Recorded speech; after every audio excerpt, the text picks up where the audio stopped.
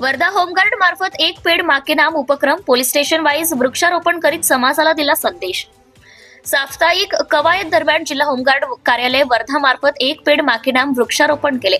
उन्हाळ्यात पक्ष्यांना पाणी व चारा मिळत नाही, त्यामुळे अनेक पक्ष्यांचा जीव जातो हे लक्षात घेऊन झाडे लावा झाडे जगवा, वृक्ष ही काळाची गरज बनली आहे अभियान राबवण्यात आले।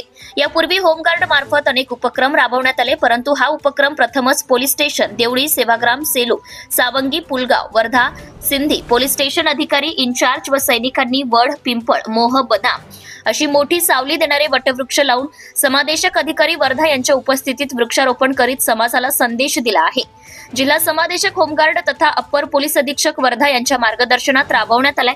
या प्रसंगी शिक्षण प्रशिक्षण केंद्राचे केंद्रनायक, प्रशासकीय अधिकारी घनश्याम गोखे, प्रमुख लिपिक अनंत गजबे, पलटण नायक रवींद्र चरडे तसेच कंपनी नायक हेमलता कांबळे, राम निवलकर, बाबा तुरक, नरेश जोशी यांचे सह मानसेवी पलटण नायक चंद्रशेखर शेलकर, चंद्रकांत पिंजरकर, बागेश्वर गजानन ससाने, राजू नवथरकर, राजू गुरुनुले तसेच याकरिता मानसेवी अधिकारी व असंख्य होमगार्ड सैनिकांच्या उपस्थितीत पार पडला।